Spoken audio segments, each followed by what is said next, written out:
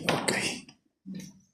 Muy bien, mis hermanos, seguimos con el estudio de Juan, el Evangelio de Juan.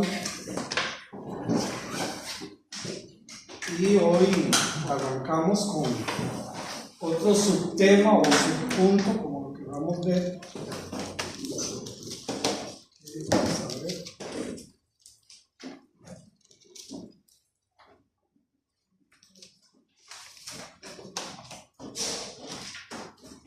Esta es mi esposa, por si no la conocen.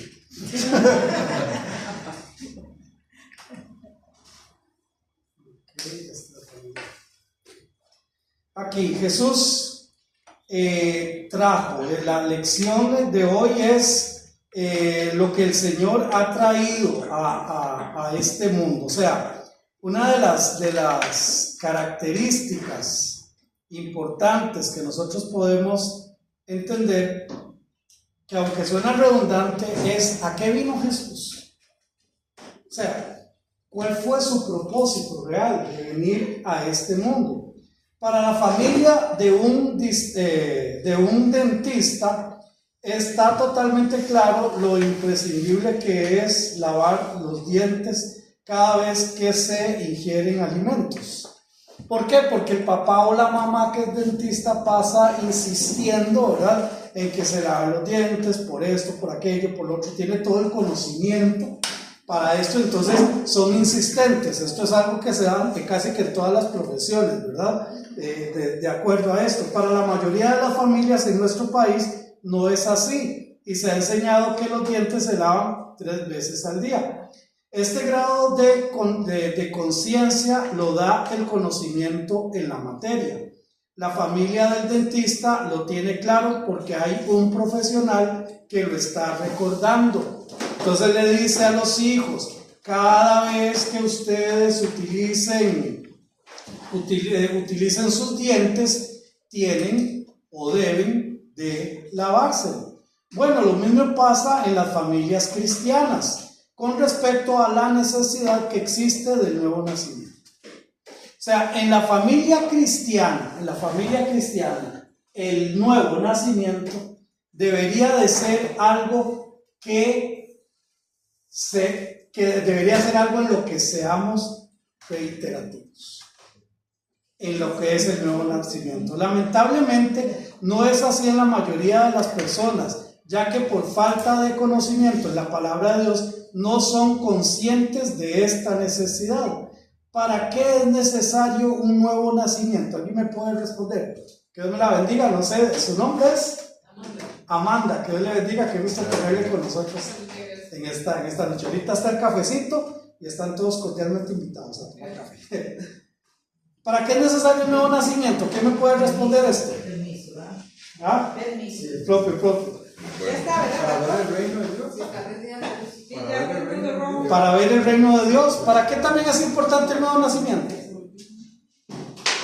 Para aprender un nuevo estilo de vida, una nueva cultura, desechar todo aquello que nos había ensuciado, todo aquello que nos había malformado, y pues el Señor renueva todo, ¿no? Renovar todo para tener una nueva expectativa de vida, un nuevo estilo de vida. ¿Qué más? Para reconciliarnos para ver el reino de Dios, para reconciliarnos con Dios, para ser parte de la familia de Él. Para poder ser parte de la familia de Él. Vean, hermanos, yo siempre lo digo, yo sé que suena tal vez un poco risible, pero bueno, mire, si para Dios lo importante, para cada uno de sus hijos, para cada uno de los seres humanos que estamos en la tierra, si Él tuviera en su corazón decir, lo más importante es que todos sean millonarios, la plata saldría de la tierra, surgiría, todos tendrían plata, las matas fueran de oro y plata y piedras preciosas. Pero Él no vino, no fue eso lo que Él hizo. Si en su corazón hubiera dicho Él, bueno, lo que realmente necesita el ser humano es salud, que no se enferme. Bueno, hermanos, el zacate, que es tan común, serviría para cualquier enfermedad. Entonces nadie se va a enfermar. Alguien tiene un problema de ojo y hay una matita por ahí que le sirve y se sanó. Pero Dios mandó a su Hijo para cubrir la mayor necesidad del ser humano, y esta es la salvación. No hay nada más importante, no hay nada más determinante para una persona que conocer a Cristo. Cuando yo hablo con personas, bueno, que a veces hay situaciones, ¿verdad?, que me dicen que, qué sé yo, que una persona mayor que está con algún problema de salud, una enfermedad grave, la primera pregunta que yo hago es: ¿y ya conoce a Cristo? Porque realmente la enfermedad sí es doloroso y es complicado, pero lo más importante para esa persona es que se sane.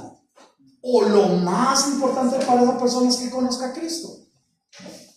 Entonces es de eso precisamente lo que vamos a hablar. Lo que Dios puso. El nuevo nacimiento es necesario para experimentar el reino de Dios. Y vamos a Nicodemo. Si ya está el café, los que quieran servirse pueden servirse. Si usted desea, mi hermanita, sírvase, ahí hay cafecito, hay azúcar, hay unos pancitos. ¿Ah? Ya se está dividiendo en el estómago. Así que pueden servirse. El Evangelio de Juan capítulo 3, versículo del 1 al 3. ¿Quién lo quiere leer? Famoso Nicodemo. Había un hombre de los fariseos que se llamaba Nicodemo, dignatario de los judíos. Este vino a Jesús de noche y le dijo: Rabí, sabemos que has venido de Dios como maestro, porque nadie puede hacer estas señales que tú haces si no está Dios con él. Le respondió Jesús: de cierto te digo que el que no nace de nuevo no puede ver el reino de Dios. Ok, Nicodemo, en estos 3 versículos podemos ver que era un hombre moralmente correcto. Dice que era un hombre, había un hombre de los fariseos. ¿Y quiénes eran los fariseos? Los intérpretes de la ley, los que cuando termina el Antiguo Testamento, empieza el Nuevo Testamento, lo que conocemos como el periodo intertestamentario, se dan las sinagogas. ¿Por qué? Porque los judíos no estaban viviendo bajo sus propias leyes en su propio pueblo, ellos habían sido dominados. Por eso es que en el Antiguo Testamento no encontramos sinagogas, pero en el Nuevo Testamento es de las cosas más comunes para los judíos. Entonces, los fariseos, los escribas, se habían convertido en los doctores de la ley. Recuerden que los judíos habían perdido el contacto con su idioma y el Antiguo Testamento estaba escrito en hebreo. Entonces, los fariseos, los escribas, leían en hebreo e interpretaban, indicaban, decían qué significaba eso. Por eso era que los fariseos, los escribas, eran considerados maestros de la ley. No solamente sabían leer el hebreo, sino que también lo interpretaban e indicaban lo que querían decir. Ahora, Nicodemo dice que había un hombre de los fariseos que se llamaba Nicodemo, pero no era cualquier hombre, dice un principal entre los judíos. O sea, esto quiere decir que él era un maestro de los maestros de los fariseos. Una persona sumamente correcta, una persona sumamente inteligente. Ahora, dice también que él, al ser fariseo, era también normal que un fariseo era un hombre también moralmente correcto. Era lo común, no era lo que no destacaba, sino que eran personas correctas. Pero también Nicodemo era un hombre religioso e importante en su religión. Ya lo vimos, era un maestro de maestros, era una persona sumamente influyente, sumamente importante. Nicodemo también era un hombre prudente y de buen léxico. Vemos cómo habla con Jesús de una manera bastante correcta, de una manera muy importante. Ahora, pregunto, ¿este mundo busca personas moralmente correctas? ¿Sí o no? Sí. Deberían de serlo, pero no lo son. Sin embargo, el estándar, ¿verdad? Por eso las leyes, ¿verdad? no robarás. ¿Por qué es tan importante que en Costa Rica parte de los delitos, uno de los delitos condenables es robar? Porque la gente roba. Por eso, porque la gente roba. ¿Por qué es importante que exista una condena en contra del asesinato? Porque la gente asesina. Entonces, mis hermanos, la moralidad es algo sumamente importante, pero al fin y al cabo es un ideal. Y por eso las leyes tienen que estar marcando, haciendo un marco para que la gente viva de acuerdo a las leyes. Porque en los trabajos tienen un reglamento de los empleados. ¿Por qué? Que venga vestido de X forma, que traiga X cosas para trabajar, que llegue a X tiempo, que pueda salir a almorzar por un tiempo. ¿Por qué es tan importante las reglas? Porque la gente incumple las reglas. Por eso es tan importante. Pero entonces este hombre no solamente era un hombre moral correctamente, no solamente era un hombre religioso e importante en la religión, sino que también era un hombre prudente y tenía una buena manera de comunicarse. Pero entonces, mis hermanos, las verdades espirituales se entienden desde la espiritualidad. Por eso yo les he dicho, mis hermanitos, miren, no tengamos miedo de hablar con una persona con un nivel educativo sumamente alto, sumamente importante, porque lo que usted conoce de la Biblia, esa persona no lo sabe. Y puede saber 10,000 cosas de 10,000 diferentes materias, pero no conoce este libro. Y este libro es el que necesitamos conocer para poder venir a Cristo. Amén. Ahora, señor hermano. Pero igualmente pasa con las personas, digamos, estudian y realmente adquieren un lenguaje muy bueno, o sea, sí, muy distinguido, claro, para darle un nombre, ¿verdad? Claro. Aunque no sea tan preparado, como te dijera yo, en la escuela, en el colegio. Sí, claro, por supuesto. Pero cuando la gente se mete para estudiar la palabra de Dios, adquiere conocimiento y forma de expresión. Amén. Así es, porque la Biblia eso lo da. ¿Quién me quiere ayudar ahí con este pasaje? 1 Corintios 2, del 10 al 14. Pero Dios nos reveló a nosotros por el Espíritu, porque el Espíritu todo lo que escudriña aún en lo profundo de Dios. Porque ¿quién de los hombres sabe las cosas del hombre, sino el Espíritu del hombre que está en él? Así tampoco nadie conoció las cosas de Dios, sino el Espíritu de Dios. Y nosotros no hemos recibido el Espíritu del mundo, sino el Espíritu que proviene de Dios, para que sepamos lo que Dios nos ha concedido, lo cual también hablemos no con palabras enseñadas por sabiduría humana, sino por lo que enseña el Espíritu, acomodando lo espiritual a lo espiritual. Pero el hombre natural no recibe las cosas que son del Espíritu de Dios, porque para él son naturales y no las puede entender, porque se han de discernir espiritualmente. Entonces, Nicodemo, moralmente correcto, religiosamente importante, religiosamente preparado, muy prudente, muy bueno para hablar, pero no conocía las cosas espirituales.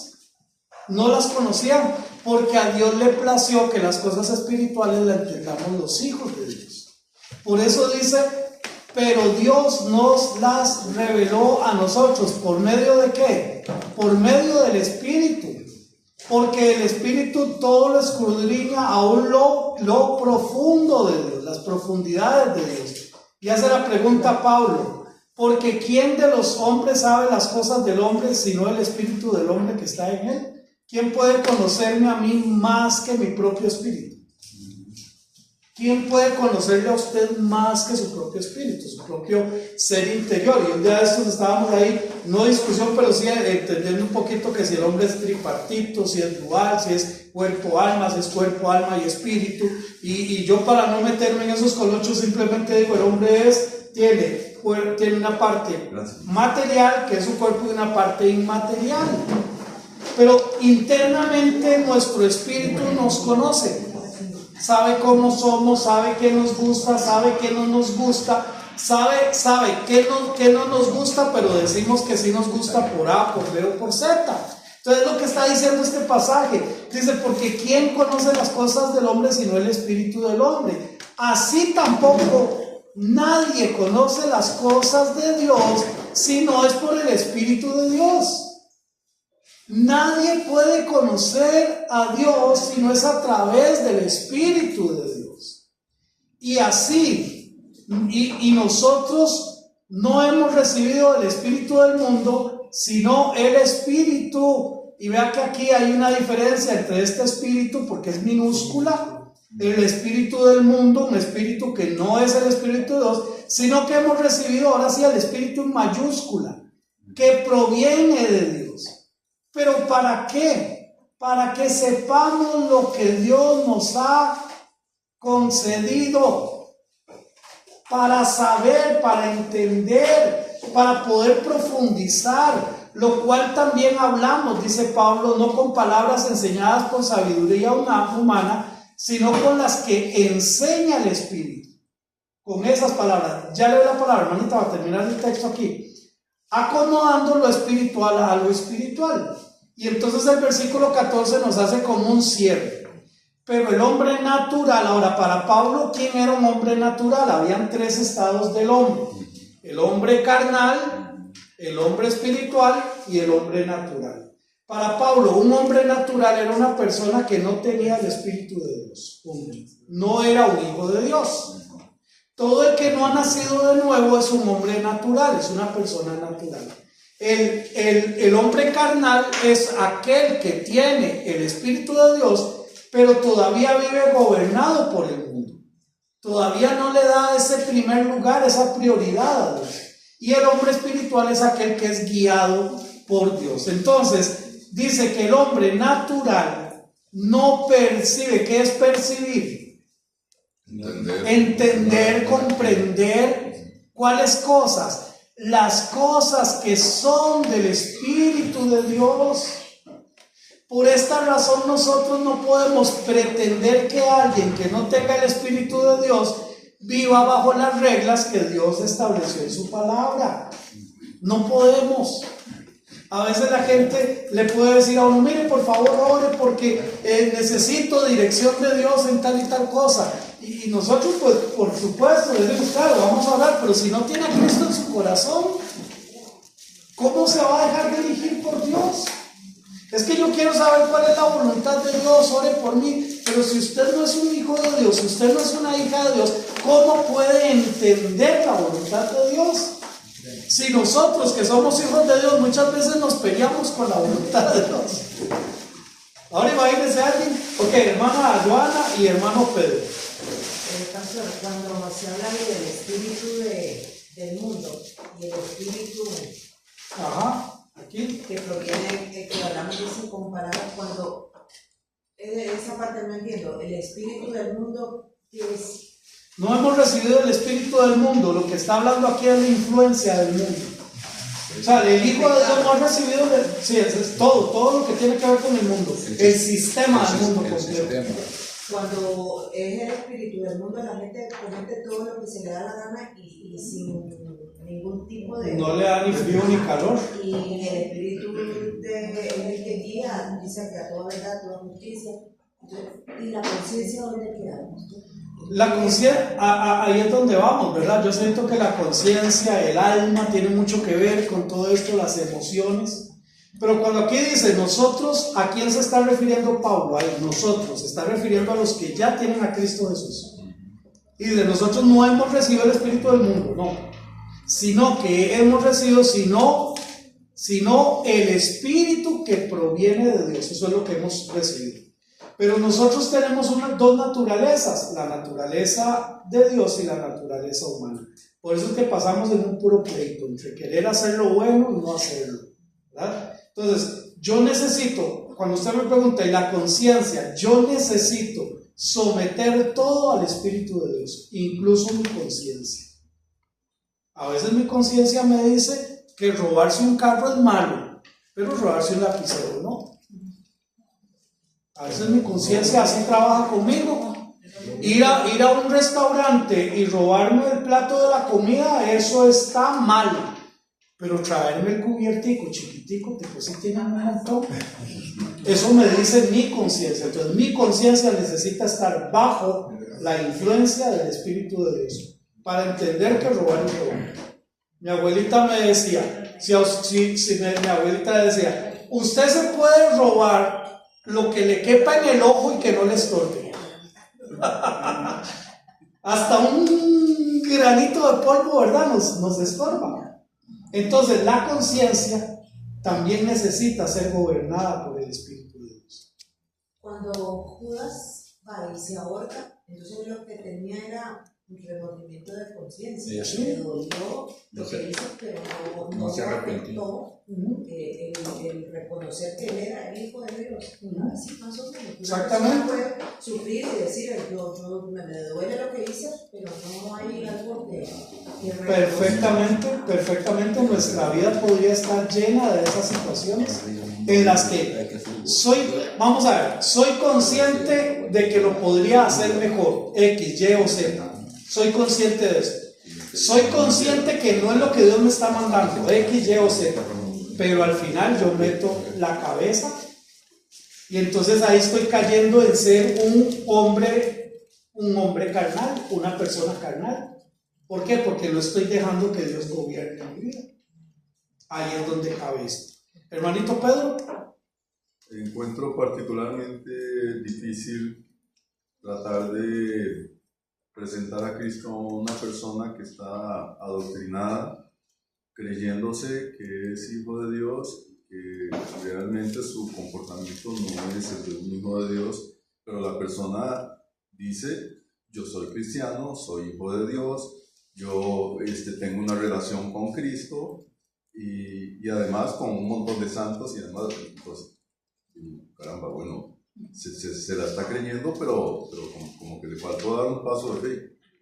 Entonces, ahí es donde yo creo importante reconocer, cuando trato de presentar a Cristo a una persona, presentarle a Cristo a una persona, si la persona, como dice la palabra, bendito los mazos, ¿verdad? Si la persona realmente es humilde y recibe la palabra, perfecto, quizás el Espíritu Santo está obrando ahí.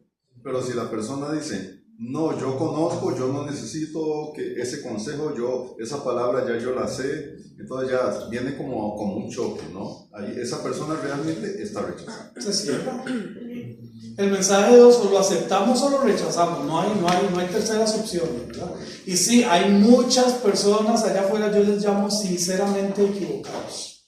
O sea, creen religiosamente en algo, pero están doctrinalmente equivocados.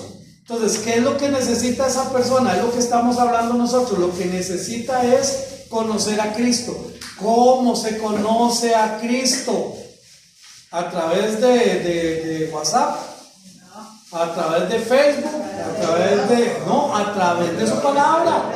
Entonces son personas que nosotros necesitamos traer a la palabra de Dios.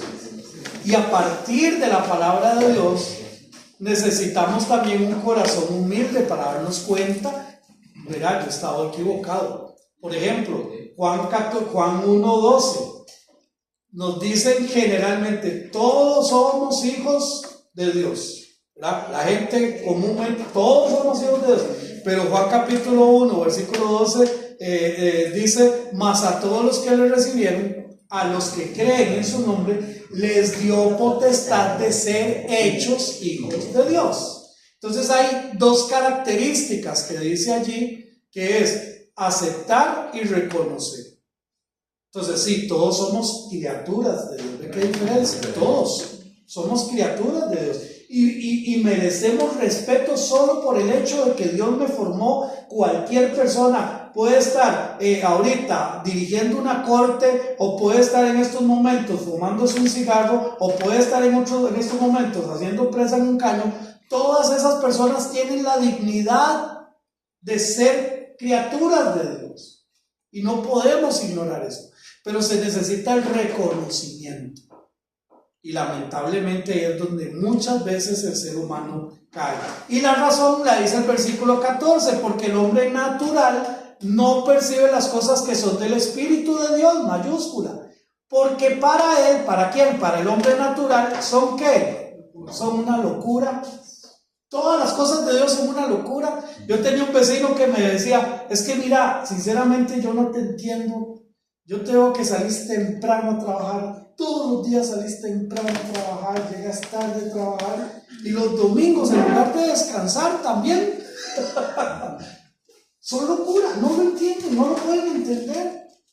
Y entonces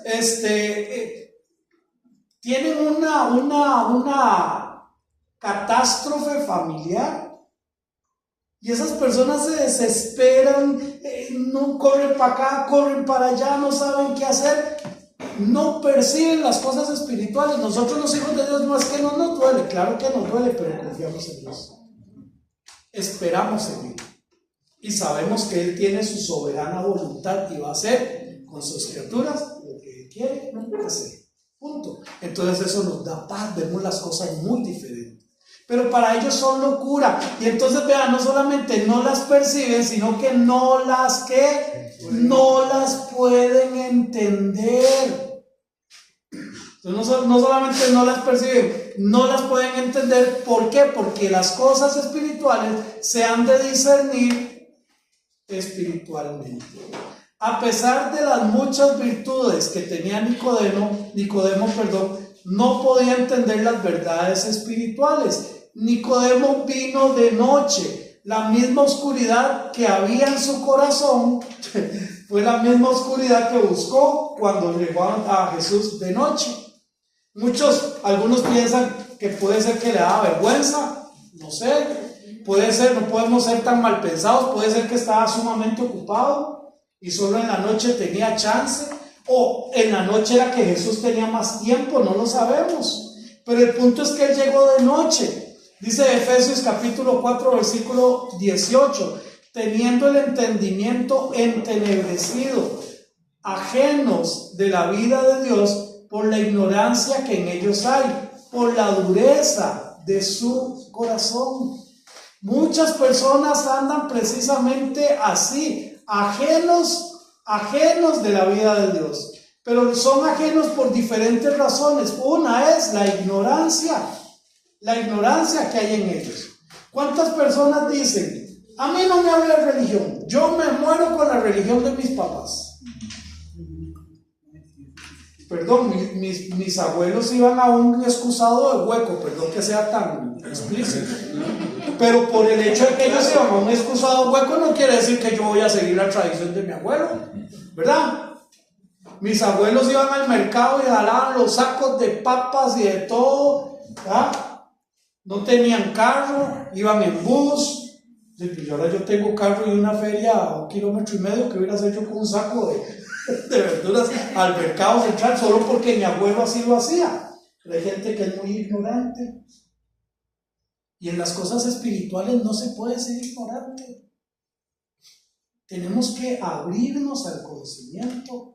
Tenemos que abrirnos al entendimiento. Entonces mucha gente está alejado de Dios, de la vida de Dios. Sí, mi hermana, por la ignorancia. Sí, señora. Esa ignorancia verdaderamente en los inconversos, cuando uno le llega a hablar de Cristo y le dice, usted es cristiano, y usted baila, nosotros ya no bailamos, no asistimos a fiestas, no tomamos, están muertos ustedes. O sea, no viven, dice, ¿cómo voy a dejar todo eso? ¿Cómo voy a dejar a los amigos, a los que compartimos en las cantinas y de todo? Y es que hasta que uno no llegue a aceptar a Jesucristo del corazón y no le llegue esa nueva vida, ese nuevo nacimiento, la mente no está totalmente cerrada, así como una tortuguita, totalmente no entiende uno, no logra entender ¿Cómo un cristiano puede ser feliz sin ninguna actividad de esas mundanas?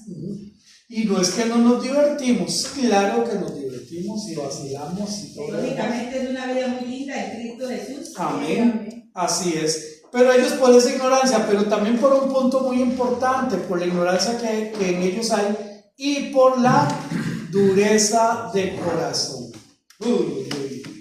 Cuando una persona se cierra porque se cierra.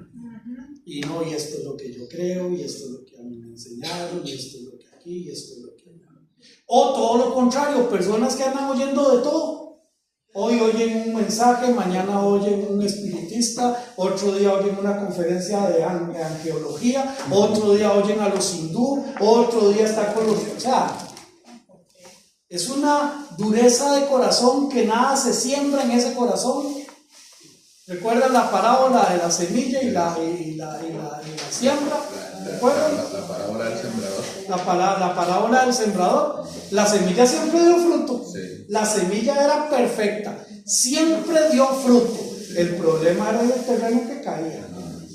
Y aquí la pregunta es, ¿y dónde está cayendo? ¿En qué terreno? ¿Qué terreno soy yo para recibir la palabra del Señor? Para verdaderamente creerla. ¿Qué me quiere ayudar ahí con 2 Corintios 4, del 3 al 6? Ahí está también. Pero si nuestro evangelio está aún encubierto, entre los que se pierden está encubierto, en los cuales el Dios, con minúscula, de este siglo, cegó el entendimiento de los incrédulos, para que no les resplandezca la luz del evangelio de la gloria de Cristo, el cual es la imagen de Dios. Porque no nos predicamos a nosotros mismos, sino a Jesucristo como Señor, y a nosotros como vuestros siervos por amor a Jesús.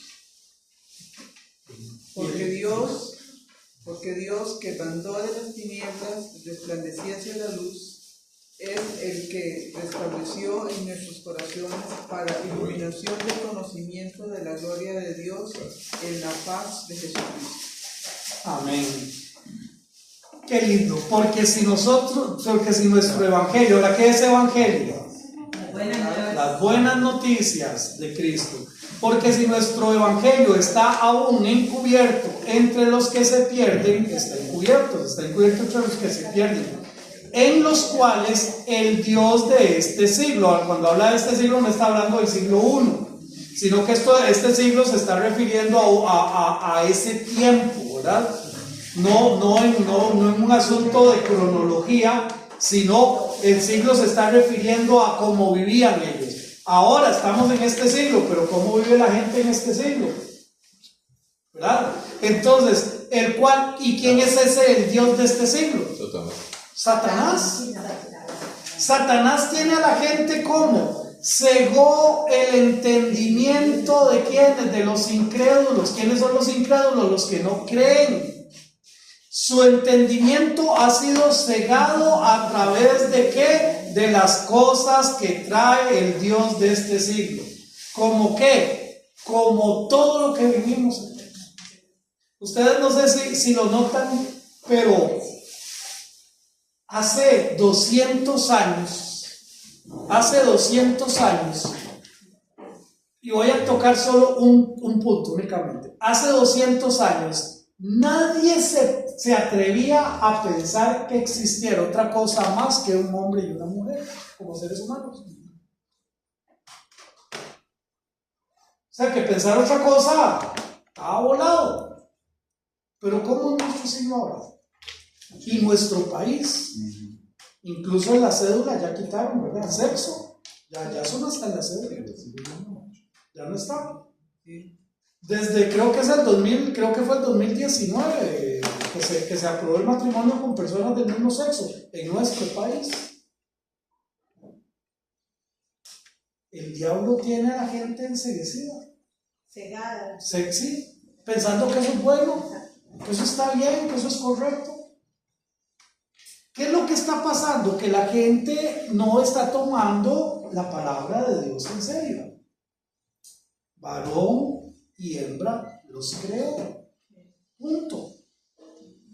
Y cuando la gente empieza a decir, no, pero es que nacieron así, perdón, ningún doctor ni ningún estudio científico ha logrado demostrar que existe un gen homosexual. No. Ay, pero es que son construcciones sociales. ¿Y quién le ha dicho que son construcciones sociales? La mujer tiene órganos que le definen como mujer y el hombre tiene órganos que le definen como hombre, y eso no es una construcción social. Pero el mundo nos tiene enceguecidos. El Dios de este mundo los tiene tontos. ¿Cuántas personas piensan que el triunfar en este mundo es tener plata? ¿Cuántas personas piensan eso? Ah, ¿usted quiere ser exitoso? Usted tiene que tener a los 30 años, usted tiene que tener casa, tiene que tener una profesión, tiene que tener su carro, tiene que tener sus viajes, ya no piensa en familia. No es como cuando yo estaba chiquillo, ¿verdad? Todos pensábamos ya tener esposa, hijos, ¿verdad? De familia, carro, perro, ¿verdad? Aunque lo que fuera feo, ¿verdad? No importa, pero esa era la construcción. Pero ¿cuál es la construcción de hoy? La construcción de hoy es completamente otra. Pero el mundo, el Dios de este mundo los tiene enceguecidos. En cada etapa de la vida ha existido tratamiento del enemigo para que la luz de Cristo no les resplandezca, para vivir así enceguecidos. Dice, el entendimiento, el siglo cegó el entendimiento de los incrédulos. ¿Para qué? Para que no les resplandezca la luz del evangelio de Cristo. Y vea que dice, cegó oscuridad, el entendimiento, para que no llegue ¿qué? La luz del evangelio. Y es que por eso Juan capítulo 3 versículo 19 es tan claro y tan evidente. Dice, y esta es la condenación, que la luz vino a este mundo, pero los hombres amaron más las tinieblas que la luz. ¿Por qué? Porque sus obras eran malas. Por eso yo digo tanto e insisto tanto, Dios me amó a mí tal como soy, pero a Él no le gusta como soy. Una cosa es que me ame tal como soy, pero otra cosa es que le guste como soy. Por eso es que Él quiere que haya una transformación.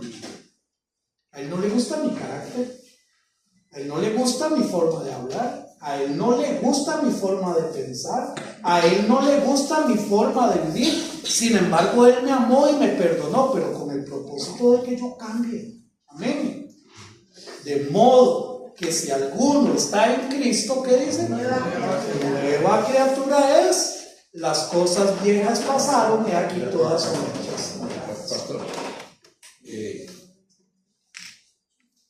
ahora en la mañana, bueno, estaba medio devocional. Yo me topé con una realidad que la verdad que yo me medité en eso. Y yo digo, ahora que usted está hablando de esto, es una pregunta, yo me la hice para mí, se la hice a Leonardo también, pero me gustaría no que me la contesten, sino que nos la llevemos para la casa y la pensemos. ¿Qué grado de importancia le estamos dando nosotros como cristianos a la palabra del Señor? Porque un muchacho de 8 años, un chiquillo de 8 años, el abuelo era brujo, porque fue brujo, literalmente, y fue tan nefasto que él solo corrompió a todo Jerusalén y a Judá. Él solo, porque hasta los hijos los pasó por fuego. Ese era el abuelo. El papá fue doble más malo que el papá, peor. Entonces él dijo, con 8 años, yo no voy a ser igual a mi abuelo, no voy a ser igual a mi papá, y él cambió de dirección y él dijo, voy a agarrar como modelo mío a David. Pero iba para redondear es esto, que era un muchacho de 20 años. Y vea lo triste que es esto, porque hay que meterse ahí. Uno dice, entonces, ¿dónde estamos? No solo ahora. El sacerdote Hilcías, se supone que manejaba las cosas espirituales, él agarró la Biblia, la palabra, y él llegó, mira, ahí encontramos esto. Y él le dice, léeme eso. Y le leyó. A él, que era el que encargado de las cosas espirituales, no le pasó nada. O sea, a él no le hizo nada. Pero cuando ese muchacho de 20 años, porque ya tenía 20 años, ya tenía 12 años de estar en el reino, él leyó él escuchó lo que le estaban leyendo y él rasgó sus vestiduras. Y el Señor lo vio. Y el castigo que tenía para toda una nación, lo paró por él. Y él le dijo, no es que yo me arrepienta de no destruir esta ciudad, porque lo voy a hacer, pero en vida tuya, esto no lo van a ver tus ojos. Porque yo te vi cuando se leyó la palabra y vos te doliste, te estremeciste. Entonces yo digo, ¿en dónde nosotros como cristianos hemos dejado que ese carbón se nos haya apagado? ¿Cuál es el respeto? ¿Qué representa para nosotros leer la Biblia ahora? Eso es lo que yo me pregunto ahora. Así es. Porque aquí es donde está precisamente esto. Entonces dice, no les resplandezca la luz del Evangelio de la gloria de Cristo, el cual es la imagen de Dios. ¿Qué es una imagen de Dios? Reflejo. Un reflejo, algo igual, ¿verdad? O sea, Jesucristo, la gloria de Cristo es igual a la imagen de Dios. Porque no nos predicamos a nosotros mismos, sino ¿a quién? Sino a Jesucristo como Señor. O sea, nosotros aquí no estamos para ver qué piensa uno de una cosa o qué piensa otro de otra cosa, no estamos para conocer a Cristo. Y a nosotros como vuestros siervos, por amor a Jesús. Paulo dice, yo estoy aquí enseñándoles de estas verdades de Dios, de estas verdades de la gloria de Jesucristo, como su servidor por amor a Cristo. Porque Dios, que mandó que de las tinieblas resplandezca la luz, es el que resplandeció ¿en dónde? En nuestros corazones. Es que Dios impacta de adentro hacia afuera para iluminación del conocimiento de la gloria de Dios en la faz de Jesucristo. Entonces, ser religioso o moralmente aceptable no es suficiente para dejar el mundo de pecado. Hay muchas personas moralmente correctas, sin embargo, con grandes prácticas de pecado. Porque son privados, porque la gente no los ve, ¿verdad? Entonces, ese tipo de personas, por ejemplo, que en la calle presenta una imagen y todo el mundo ve esa imagen. Pero llega el momento en que en lo interno del hogar, su imagen resulta que no tiene nada que ver con la verdad.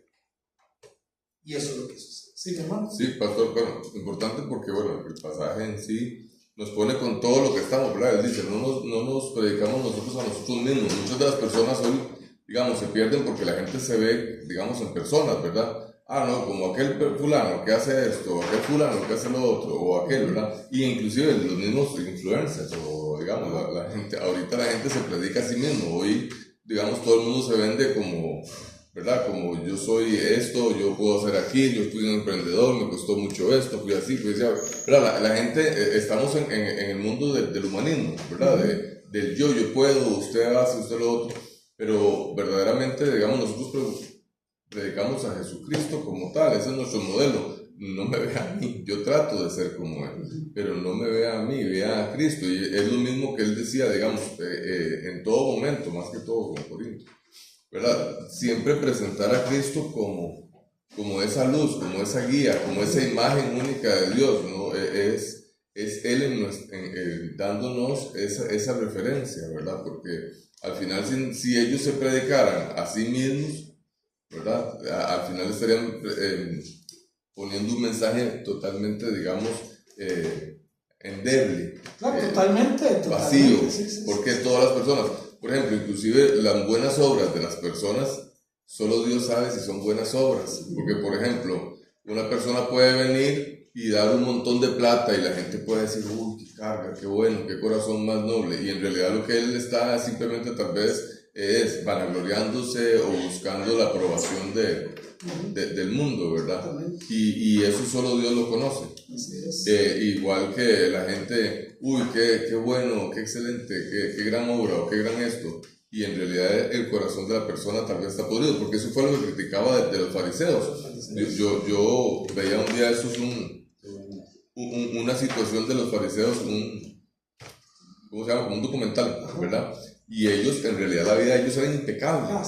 Era una cosa, digamos, impecable. Ellos, cuando, por ejemplo, el fariseo decía, gracias que yo no soy como este fulano, vengano, perencejo, como el publicano, es porque, digamos, ellos trataban de sopesar toda su vida en función a supuestamente agradarle a Dios, pero en realidad su corazón estaba podrido porque lo que querían era, yo soy mejor que usted, y mis obras son mejores y yo merezco más a Dios que usted porque usted por sí es una cochinada y yo soy toda.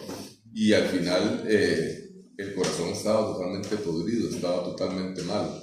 Entonces por eso es que Dios decía, sí, ellos con sus obras y sus cosas, pero en realidad su corazón está totalmente fuera, está lejos. Entonces importante eso, ¿verdad? No es lo que nosotros no nos predicamos a nosotros, sino la obra que Dios va haciendo en nosotros. Amén. Y los cambios los ve la gente y no los andamos divulgando. Sí, y al final, bueno, vamos a ver. Yo creo que uno al final, más bien uno trata de ser chiquitito que ni me vean, porque siempre uno sabe todo el montón de cosas que Dios todavía está trabajando con uno. Por supuesto. Y no va a parar, sí. No va a dejar de ser. O sea, yo soy una obra incompleta en proceso de construcción. Y yo, en esto, digamos, solo Dios sabe de las luchas que uno maneja y que uno tiene y que uno está. Y es la única, más bien, es la prueba mía que Cristo está en mí, porque esa lucha está. Si la lucha no estuviera, yo diría, no, hay algo que está mal aquí, ¿verdad? Y es parte de lo bonito de la vida cristiana, en el sentido que podemos ir viendo, soy mejor que ayer. Ajá. Esto que tenía en mi vida, Dios lo ha venido quitando, yo he venido poniendo todo esto. Perfecto. Bueno, mis hermanos, vamos a llegar hasta aquí. La próxima semana continuamos con Nicodemo. Confundió lo espiritual con lo carnal, ¿verdad? Y eso lo vemos ahí también en Juan capítulo 3. Estamos viendo el tema, el nuevo nacimiento es necesario para experimentar el reino de nuestro Dios. ¿Qué pasa con una persona que se ve cristiana, hace cosas de cristiano, pero realmente su corazón está endurecido? ¿Por qué digo eso? Porque si usted, incluso tal vez leyendo la Biblia o recibiendo mensajes todo el tiempo, no tiene la capacidad de cambiar cosas que debería cambiar, y digamos, pasan los años y sigue siendo la misma persona, pero el corazón está ahí podría estar pasando varias cosas, ¿verdad? Y yo no soy quien, ni nadie es quien para juzgar a otro. Podría ser que su conversión no haya sido sincera. ¿Por qué? Porque simple y sencillamente no está evidenciando el cambio en su vida. O podría ser que no le ha dado ciertos aspectos de su vida al control de Dios. Pero esa persona, cuando es un hijo de Dios que está en esa condición, es un hijo de Dios que vive su vida dolido. No alaba en paz, no ora en paz, no lee la Biblia en paz, porque siempre está eso en su corazón. Ahora, hay también un pasaje muy interesante cuando dice la palabra del Señor que Dios al hijo que ama la disciplina. Entonces, muchas veces también viene disciplina de parte de Dios. La gente dice, ay, qué mala suerte. ¿Será que, verdad? Pero no somos quien nosotros para juzgar, y eso es algo que nosotros debemos de entender. Pero nosotros cumplimos con dar la enseñanza, ¿verdad? Muchas veces hablar con un hermano, decirle, vea, hermanito, eso que usted está haciendo no es correcto delante del Señor, y permitir que sea Dios quien haga la obra. Pero nosotros no nos podemos convertir en jueces de nadie. De nada. Y cuando digo de nadie, yo no puedo convertirme ni siquiera en juez de mi esposa. No me puedo convertir en juez de mis hijos. No, cada uno de ellos tiene su propia relación con Dios. Y aunque uno puede haber cosas que evidencian algunas situaciones, yo lo más que puedo hacer es un consejo, orar por la persona.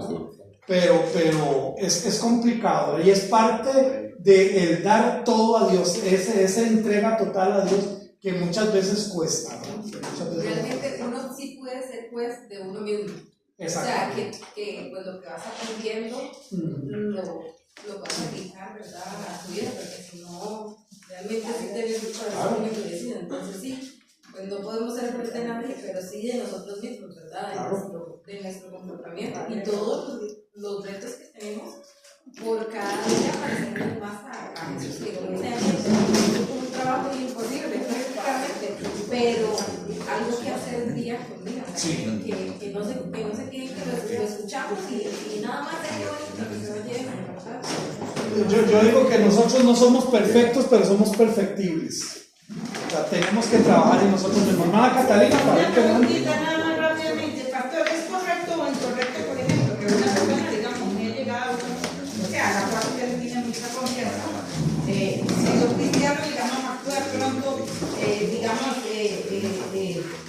de forma así, como espontánea y bravo y de todo, y dice cosas, digamos, y que uno le diga, pero si usted es cristiano, ¿por qué actúa así? ¿Es correcto o es incorrecto? Yo creo que eso es una exhortación. Lo que pasa es que toda exhortación tiene que ser con amor. O sea, una cosa es que yo le digo a usted, pero usted no es cristiano, manda la parada, que usted siendo cristiano diga así.